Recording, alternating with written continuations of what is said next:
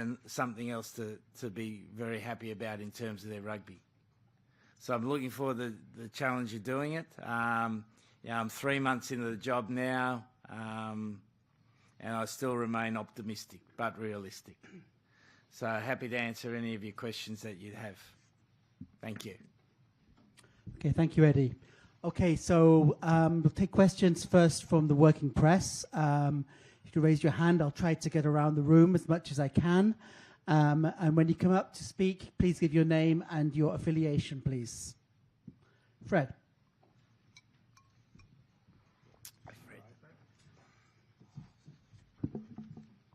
Good to see you, Eddie. Welcome back. The last time you spoke to us, FCCJ, was actually 8 years ago, the day after you became unemployed. All right. And at that press conference, I just watched a little bit of it this morning. You said Japan had no plan for success. The JRFU has no elite development plan. And, the universities, you're unhappy with the universities. And what's changed, what has changed, and what will change, and what do you think will change with you being back here?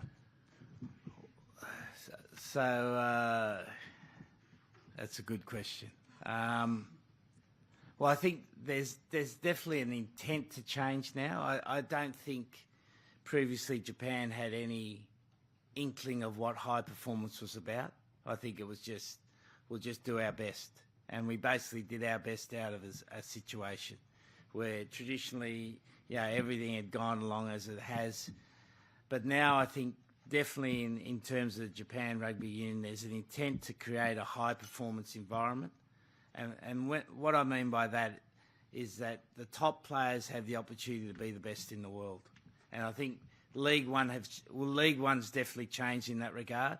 And now, I look at all the league, or most of the League One teams, they're coached by the best coaches in the world. They've got great training environments, and they're really bringing the players through. If we can encourage the top players in the university to do that, and that may be a combination of giving there's already been an early entry for third and fourth year players. I saw the young boy from Takeout Hooker play for Kubota on the weekend, came on in the second half and played brilliantly. So that's a new thing. So there's this intent to bring those younger players through quickly, and we're looking at more opportunities to do that. So I think that's changed considerably, mate. The intent, maybe not the structure or the format, but definitely the intent. So I don't know whether that answers your question or not. Yeah. When you left, you obviously had some issues. So has the JRFU actually promised you certain things? Well, there's been no promises. I think, one of the things I've learnt in rugby is that people always, whenever you take over a team, you generally only get a team. As a coach, you get a team that's not performing well. No one gives you a team that's going well, and the national union's going gangbusters.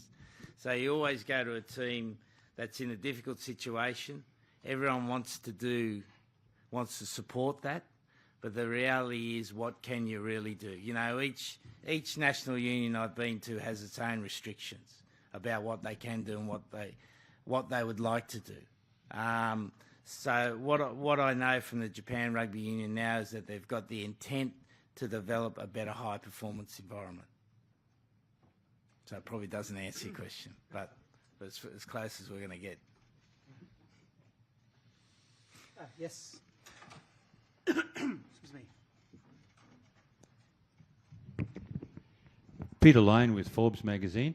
Thank you very much for coming today. We really appreciate it. You mentioned a moment ago, as part of your strategies, that you mentioned, I think, speed repeat. Speed repeat is part of what you're doing. You also mentioned that to get your team to, or a lot of the players to the League One, you need to do certain things. Can you maybe pinpoint 2 or 3 things that need to happen to get those players to League One? Is it mental? Is it physical? What actually lacks in the Japanese players right now? No, very good question, Peter. I think one of the things I've learned about Japanese players is that you've got to coach them as a whole, that you can't differentiate between the physical the skill, the emotional, and the psychology. That you've got to look at the player as a whole. And I think at the moment it's a little bit about they don't aim high enough. You know, they're whenever you've had success, you know, people like to get comfortable. We all like to get comfortable. We all want to have a nice life, be comfortable. You know, you look at World War II, after World War II in Japan, everyone worked hard. They wanted a new fridge. They wanted a new car. You know, they wanted a new colour television. Now you don't have to work that hard to get that. And it happens in rugby as well. Like, unless you're the All Blacks or possibly South Africa, which have this tradition of just striving to be your best all the time, people want to get comfortable, you know. And so Japan's really risen remarkably, haven't they? Like, you think about where Japan was to where they are now. They've done a fantastic job, Japanese Rugby Union. And so now we've got to make them a little bit more uncomfortable to reach higher, to work that little bit harder, and for young kids to understand that they can't just do what the coach tells them to do. They got to work out what they need. They've got to be more self-directed, more take ownership of their careers. Because you think about in baseball, 30 years ago, a kid would have been dreaming. You know, kids playing. I saw Michael Leach on Sunday, who was playing, hitting with his young son, all right? And his young son, if he was there 30 years ago, he would have been dreaming of playing for the Giants or playing for the Buffaloes or playing for the Bay Stars. And now Japanese boys dreaming of playing for the Dodgers, playing for Red Sox now, because they can do it. And we need Japanese players to think like that, to want to be the best in the world, want to be the absolute best in the world. And so it's you've got to support them. You've got to, you know, we spoke about with Fred there, we've got to have a high performance environment that supports them. And, you know, and Era's one example of that's happening now. He's now with Kubota. He's being taught by Dane Coles, you know, so he couldn't have a better mentor. So that's gonna make him come through a bit quicker. And we need to get those kids at those ages to come through quicker, push them to be a bit, to give a bit more, but also want to do it themselves. You know, I think we all know as the generation changes, it's less about telling them and more about them taking ownership of what they do. But the environment creates that the right questions for them to ask and the right way to go. So we've got to keep creating a better high performance environment for those young kids to come through. And keep giving them the opportunity to look ahead. Okay, thank you. I'm going to take an online question here. This is from excuse me. This is from John Geddy at Reuters. He's a Scotsman. He's asking about the Six Nations. He's asking, Eddie, could you give your assessment of how the teams are going in that tournament, specifically England, given your experience coaching them? And then he has a follow-up question on Marcus Smith, on whether he should start against France, given his heroics at the weekend. He says that when you were coach in 2022, you said Smith needed the experience of Farrell in the team to help him run the game. Now Farrell's out of the picture. What is your assessment now of Smith? So the two things, the teams of the tournament and Smith. Well, I think, yeah, my experience of the Six Nations, post the World Cup, it's always a bit different because teams have either peaked at the World Cup and then you're trying to restructure the team, or you're continuing on with their team. And we've seen with France, you know, they've gone through they had a massive rebuild for this World Cup, but now they've lost Dupont, they've lost Intermac, and they've had to rebuild their team. So they've gone through a difficult stage, new coaching staff. They're trying to find out the right style of play. And they basically, you know, resurrected their game through a huge kicking game and then a counter-attack game. And they seem to move away a little bit from that at the start of the tournament, but I think they're going back to that. So I think, you know, France in the last game will be difficult. Ireland are the most consistent rugby country. You know, the way their system operates, they produce top provincial teams, based on a strong, school system. The central administration manages the team well, and they have the beauty of cohesion. Cohesion in rugby is massive because it's probably is there a bigger team game in the world played by more number AFL, but that's 18 players on a cricket field. But in terms of rugby, we've got 15 players trying to play together, so cohesion is so important. And Ireland, because they've got the bulk of the team coming from Leinster, have created that into a significant advantage for themselves. And so they continue. They obviously got beaten by England on the weekend, but they're still a very good side. Scotland's probably riding at their peak at the moment. You've got Finn Russell probably at his most mature, Van der Merwe, the winger. They've got a lot of good players at the moment, and they're playing good rugby under Townsend. Italy, disappointing World Cup, but they had a very young team. I think they had the second or third youngest team at the World Cup, and so now they're getting the advantage of that experience. They've got a new coach come in who's probably a little bit more pragmatic in the way he plays, but they're basing their success on Benetton, who were running third or fourth in the URC, which is basically 80% of the Italian team. England have brought through some new good young players, which is great to see. And Steve Walker, as I've spoken about before, is a fantastic coach. And they've been through a cycle where 2019 made the World Cup final, 2023 semi-final, and now those older players are being recycled. And they've found some good new young talent coming through, which brings us to Marcus Smith, who's probably now 24, 25. And he'll be reaping the benefits of the experience he's had, and his turn will come. Again, if I look at Richie Mwanga, who's 30 now, he's probably at the peak of his powers at 30. And for those 10s, it takes time to mature. Look at Sexton at the World Cup, 38. Incredible that he could play so well at 38.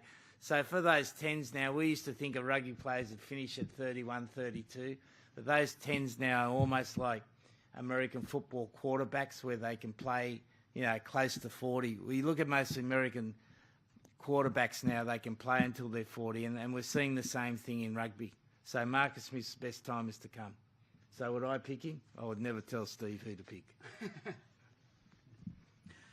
I think you missed out the Welsh. Oh, Welsh, yeah, well, they, not by purpose. It was funny, I was going up the elevator and the Welsh guy came out and he said, I said hello, and he said, yeah, hello. He said, you said something about my country a long time ago. I said, oh, did I? And he started laughing. People don't forget, do they? People don't forget. Welsh, well, they're going through a total rebuild. So it's a tough Six Nations for Warren Gatland, but he took an old team to the World Cup, got the most out of them they could, and then he had to rebuild. And the hard thing about international rugby, speaking as a coach, is the rebuild, because particularly when you're with a country that has high expectations of winning, that's the most difficult time for a coach. Okay, thank you. Any more questions from the floor? Yes, sir. And I'll come to you next.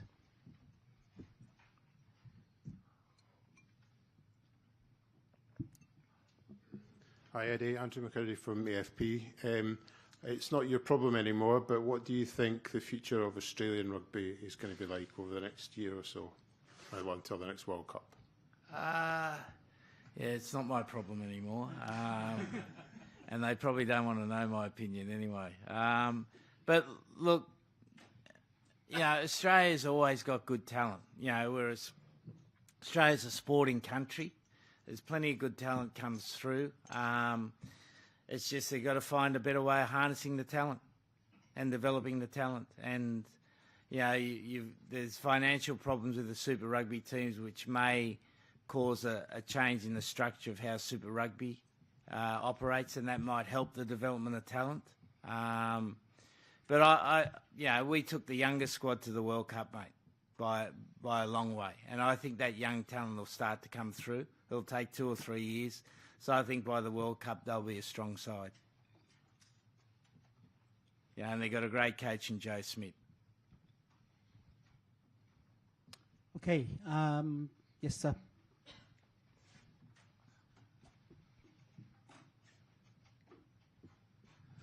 Hi, Eddie. Mike Galbraith, freelance. I actually have 3 questions for you. Well, first of all,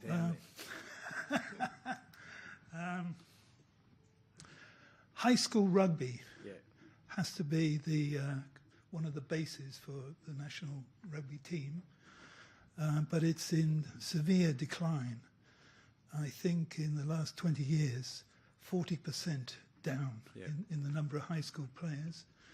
Number of high schools playing is about a quarter of the soccer teams and baseball teams, and I don't know, maybe more than 50% don't even have 15 players, so they have to merge with another school. Do you have any ideas or suggestions how to overcome this problem? Because basically rugby is the best sport for, as you suggested, create a team. It suits the Japanese psyche. So that's one question. Second question is about Chichibunumiya Stadium. I wonder what your feelings are about this. And Redevelopment? yes, the destruction of Chichibunumiya. As far as I'm concerned, it's the destruction. And my third question is a personal one. I'm British. You talked about speed. You had in your squad one of the fastest players on the planet, but you didn't play him very often. I'm talking about Henry Arundel. Oh, well, I think I did. I think I gave him his first caps, and I think I played him as much as I could. Right. So and, I can't answer that question, mate. Sorry. and that's Borthwick, not fact. Borthwick also didn't really play I him. can't speak for I just Steve. wonder what was the problem, because I was hoping he was going to play every game after having watched him a few times, but didn't show up. Yeah. Well, with Henry, I'll answer that one because it's clear in my mind. We brought him on the Australian tour as a 19-year-old. He played twice off the bench. Then we went back. He was injured during the Six Nations, couldn't select him. And then I left. So I've got an absolute clear conscience. But a young guy like that, I understand your frustration. But you got to remember the player's got a huge responsibility there to keep developing. And sometimes these young guys, they get opportunities and they don't work hard enough to keep developing. And the coach gets blamed for it, but it's actually the player's issue. Now he's taking himself off to France and he said he doesn't want to play for England. So what do you do? Yeah, I can understand. He's a rich talent, mate. Exceptional player. I'll tell you a quick story about him. We were training in Perth at Hale School. Beautiful grounds. And Justin Langer, the former Australian cricket coach, came and watched training because he came and spoke to the staff.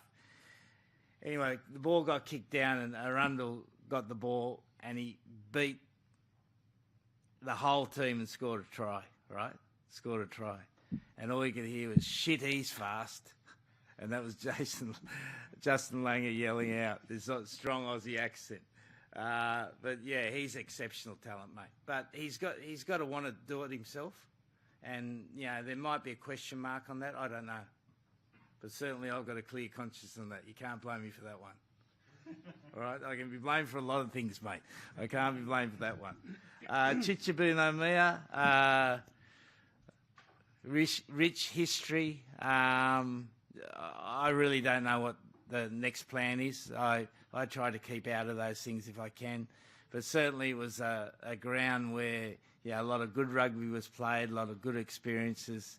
And recently I think the atmosphere at the grounds with the League One and the universities. I went to a university game in Tokai Ritsukeizai, and they each had their army of supporters, and they were singing and chanting. It was a great environment.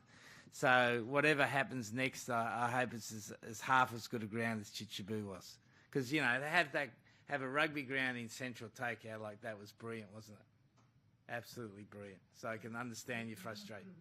Are they? Okay.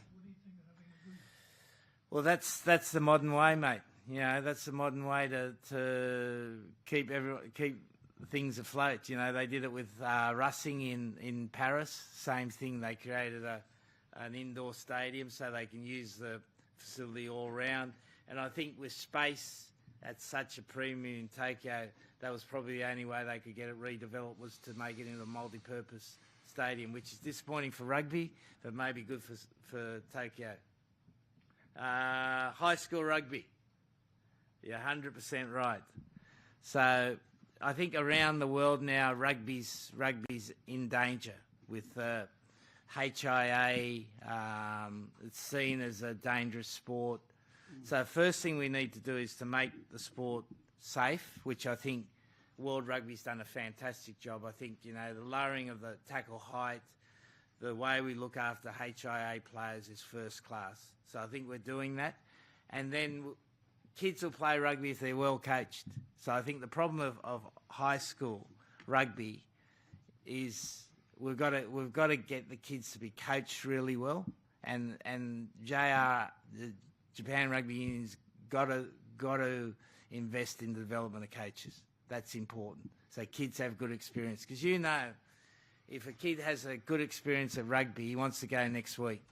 But if he's just holding pads and getting knocked over, he's not going to want to go. So I went on 4 weeks ago. I went to Oyama Gakuen, just up the road there, or no, it's probably in Oyama, and to watch their training. So they're in central Tokyo. They got a dirt pitch.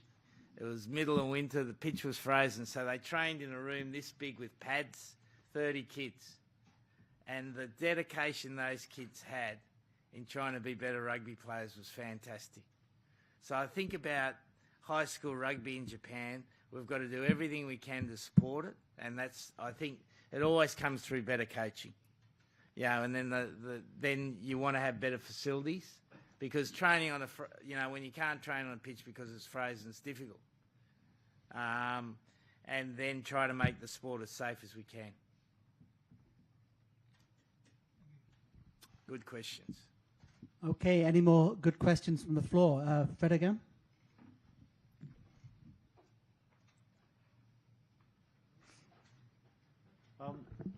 8 years ago when you were here, you said, Japan will get to a higher level if the growth continues. So could you just talk a little bit about the team in the last 8 years and maybe what Jamie Joseph did with the team? Well, I thought 2019, I was coaching England, and obviously I was reasonably busy there, but I was a massive fan of the way they played. I thought against Ireland and Scotland, if they were playing in pink jersey, you would have known it was Japan. The speed and the way they took it to the opposition was fantastic.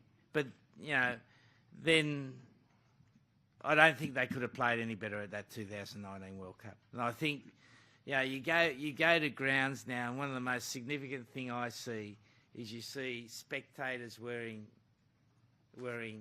Japanese jerseys. And now even neutral fans wear Japanese jerseys, whereas no one would have wore one 8 years ago. 2023, I think, was always going to be a difficult World Cup for Japan.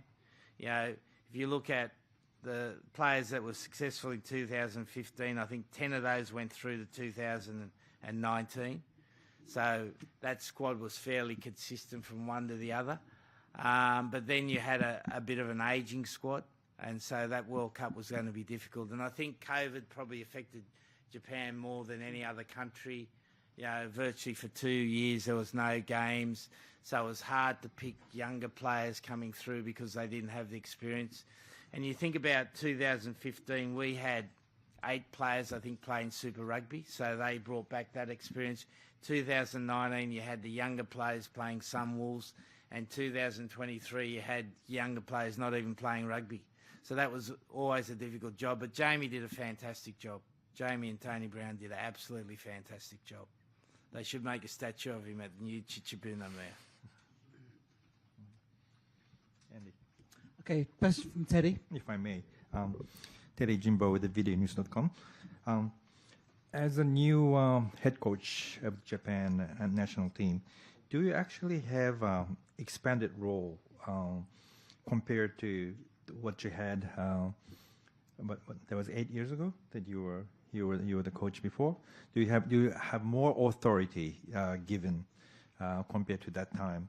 And just a little bit of follow-up question to Fred's, but you always said the high school and college are the, well, you didn't say problem, but we need to sort of raise the level of high school and college. And as a, in your new role, what do you actually plan to do that, to realize that? Okay, good questions again. I can see why you're sitting at the front table.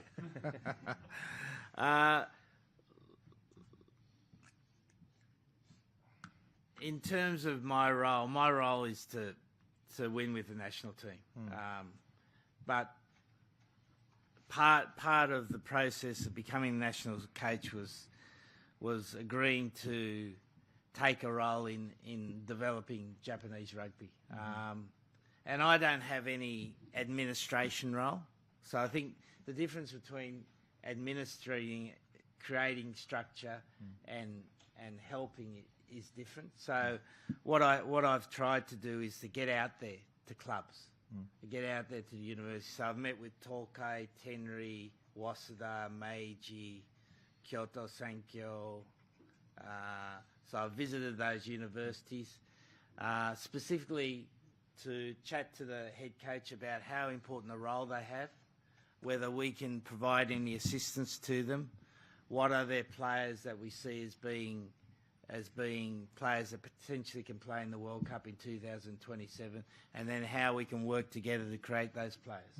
So that's something. It's my role in developing Japanese rugby is more relational than administration. Because I'm not the high performance director. I am the national coach. So I've already said about that. I was at Ritsukeizai. It was freezing yesterday. Absolutely freezing. We did a session on the field. I had the best Korean food in Ritsukeizai yesterday. Best Korean food. If you ever go to the university, go to the Korean restaurant. It's fantastic. Fantastic. Best rugby lunch I've had. Best rugby lunch I've had. Because the kantoku there is Korean. So visited there, did a session with their kids. Visited Keio. I've done a session with Keio High School and Keio University. So I'm trying to get out there and sell the message of how important it is. I've visited the 19s national team training, visited 20s national team training. I'm going out there on Friday again. So I'm trying to play more of a guidance role for them. And then we've just got to keep encouraging them to be better. And that's my role. And then the administrative part, the high performance part, is the Japan Rugby Union's responsibility. But what do you think is the problem? I mean, I think they're trying to do their best, but you still think some things needs to be changed, and it doesn't have to be your role. But what do you think are the sort of changes that we need in high school and the college? If you have a full authority, what would you do? Yeah, I think in both of them, because high school and university rugby, and high school more particularly, has been a tournament-based competition. I think they need to have a league, and it might be only the top 10 teams have a league that they play to each other, and they need to play more games. That's the first thing. If you consider most of the games they play are practice games, right? They need to play more league games, and that could be done. But it would take change. And universities the same. I think, you know, it's great having the Kanto League, Taiko-sen, Kansai League. But ideally, you'd have a top 8 competition like in basketball in America, where they play against each other home and away over a period of time. And I think the other thing that's missing is, if you look at the best players in Japan, they play for Japan under 20s. And then unless they're exceptional like a Kenki Fukuoka, they don't get picked for any sort of national team until they're fully developed. Right. And maybe that there's a need for an under 23 type team there that can bridge the gap and keep an eye on them, keep developing, keep encouraging them to work hard. And how is JRFU responding to your advice or your your words? No, pretty good. Yeah, it's ongoing. Yeah. Okay. But But not an easy assignment. Like anywhere you go, like, sorry, I forgot your name. Andrew. Andrew asked a question about Australia. Like, I went to Australia with a clear mandate that we needed to change the system, and we actually put it in the contract that we needed to change the system. Otherwise, I wasn't going to stay. Right. It's always difficult. Like Australia couldn't do it. Japan is in the middle of really, I think, trying hard, because they know for rugby to continue to be a predominant sport in Japan, we need the national team to win. So the national team to win, we need to develop the best young talent. So it goes hand in hand, and Japan, the JRFU is very serious about it. Okay, thanks. Okay, I've got a quick question from myself, actually. Yeah. Kind of following on. So this year, Japan's going to be playing in the Pacific Nations Cup against teams such as Canada, Fiji, Samoa, Tonga, and the United States. All competitive teams, but not at the same level as the teams competing in the Six Nations or in the Rugby Championship. So Japan plays a lot of friendly matches, not so many competitive games. Where would you like to see Japan playing ultimately, maybe a few years down the line? Yeah, I think ultimately, you'd like Japan to be playing the Rugby Championship. Yeah, that would be the ideal situation, that they're playing against New Zealand, South Africa, Argentina, Australia frequently. Like, the only way you get better is by playing above yourself. So that would be the ideal situation. And I know there has been preliminary discussions about that, but that's, it's still a long way from being a decided factor. But do you think Japan needs more competitive matches? No. I think, this year we've got 11, 12 tests, I think. That's the maximum you can play. Given top League One, they'll play about 20 games. So you got your top players playing 20 games for their club, 10 or 11 tests. You can't play any more than that. And it's one of the hard things of rugby. As soon as rugby becomes commercial and professional, people want more games. But the players can't. You can't be like baseball and play 2 games a week, or you can't be like soccer and play 2 games a week. Rugby's a game where you can only, the best you can do each year is play 30 games for the top players. More than that, you're putting the players at risk, because it's such a physical, exacting game. Okay, any more questions from the floor? We'll get Andrew again. Can't have you hogging it too much, Fred. Fred's got that video from 2015. He's got something up his sleeve there, hasn't he? He's got one more there. Obviously, you have a long-term plan for Japanese rugby, but your first game is going to be against England at the National Stadium. As a former England head coach, that must be something that you're really looking forward to, and also the fact that it's going to be at the National Stadium. It'll be full probably, and it'll be a situation that you probably couldn't have imagined last time you were head coach. What are your thoughts about that game? I think, as you said, Andrew, I think it's amazing that Japan gets to play England twice. Once at National Stadium, once at Twickenham. You know, so you could have 180,000 people at the two games. So having coached England, yeah, England's almost, and knowing Steve, England's almost the opposite of what we're going to try to do. Almost the opposite. You know, they want to defend, they want to kick, they want to be tough. We want to run, we want to move the ball quickly. So it's going to be a contrasting style. So the only disappointment is we're kicking off at 3 o'clock. I wanted to kick off at the hottest time of the day, which was 2 o'clock. But unfortunately, we can't do that. So we're still going to have to make it hot for them. But it should be a great experience. And for our, you know, we'll probably look at picking a younger team because we need to change the team.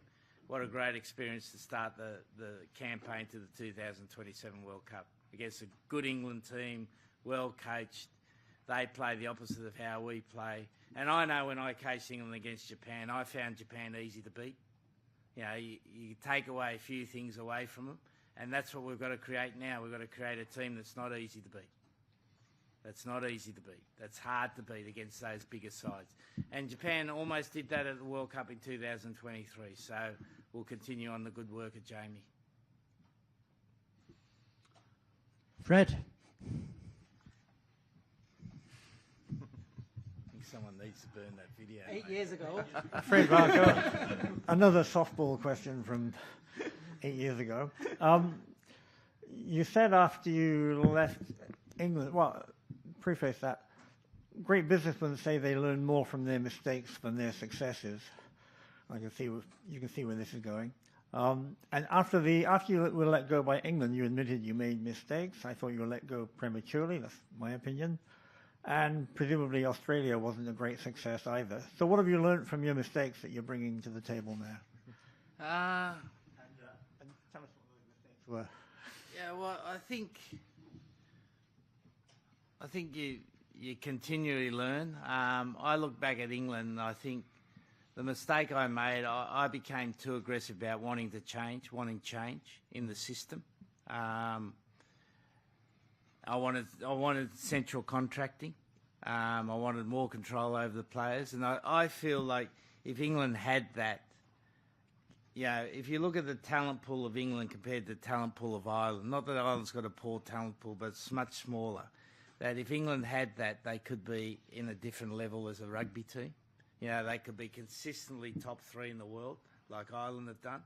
You know, at the moment they bob in and out depending on who comes through, and you don't control that talent, you know, as a national coach. So, and I was too aggressive in pushing that, and you rub people up the wrong way. So then when you don't have a few results, you know, everyone looks to come and get you. I also, one of the most things that still I don't know whether it was a mistake or not, relates to Marcus Smith. I wanted to try to change the style of England, wanted to play a more aggressive attacking style with Marcus there,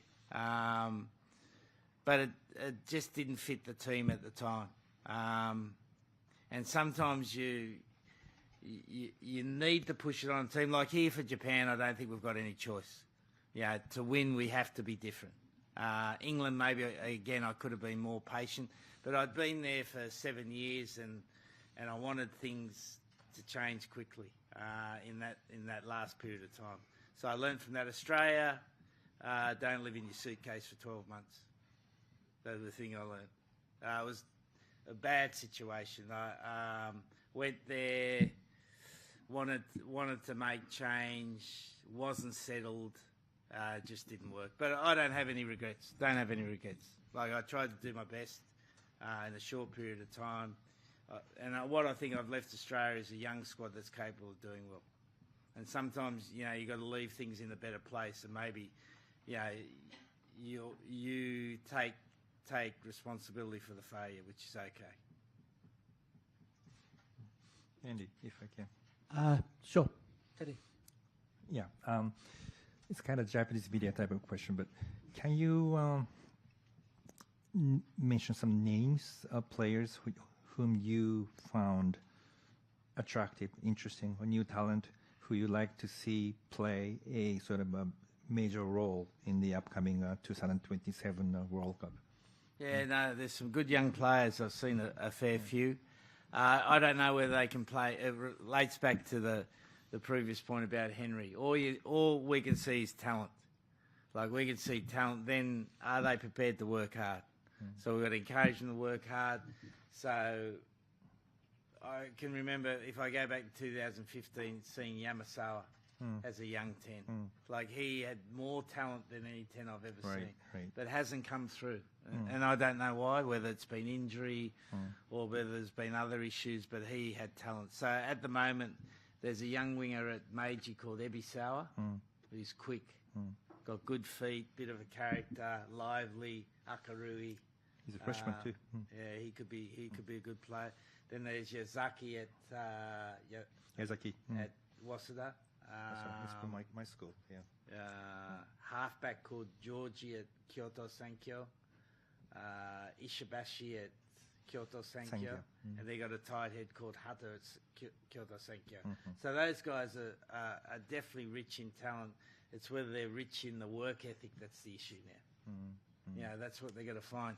Because one of the things that I have learned is that, you know, talent is so important, but it's how hard the player works. You know, the best players are the hardest working players. Like, I look at Michael Leach. We had a camp 4 weeks ago, and we trained 2 days, and Michael Leach led everything. 36 years of age, in the middle of the season with Toshiba. He doesn't need to do that. Like, we've got a good relationship. He doesn't need to impress, but he does, because that's the sort of player he is. And that's why he's still playing at the top level now. And they're the players you want. So, you know, with that young talent, we need to keep good senior experience like Leach, possibly Nagaki, Matsushima are going to be key players to be role models, because youth needs role models. Talent needs role models. So some good young talent around. How long do you think Michael Leach can continue playing at this level? 50. 50. No, I'm not sure, mate. But certainly he's got the right attitude. He looks after his body incredibly well. There's no reason why he can't keep going for a while longer. Next World Cup? Well, you never know, mate. You know, just take it year by year with him. Get through 1 year, still improving. Then he gets to the next year, still improving. And the other thing I think is unique with Japanese players, and Michael's a product of Japan, is I always look at their age and I take 4 years away, because that's what I feel their rugby age is. So, he's 36, he's only really 32, so he might get the next World Cup. They're younger, because whilst some of them have had a lot of rugby training, they haven't had a lot of rugby game time. You know, the rugby game time in Japan is far less than any other country, so they've got a bit more in their legs. You know, I look at someone like Inagaki at 34. You know, there's no reason why he keep going. So we'll see. Okay, do we have any more questions from the floor? You want to go in? Yep.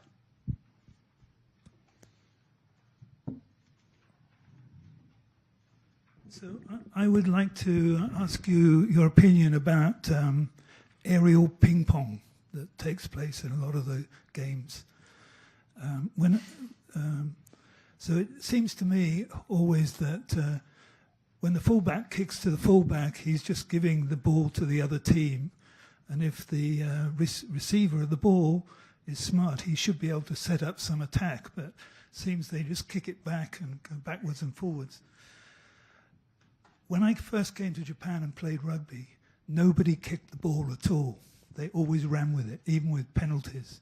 So I don't think Japan is suited to that anyway, but I wondered, both for Japan and also generally speaking, what is your opinion? Are you happy if the fullback just kicks the ball backwards and forwards?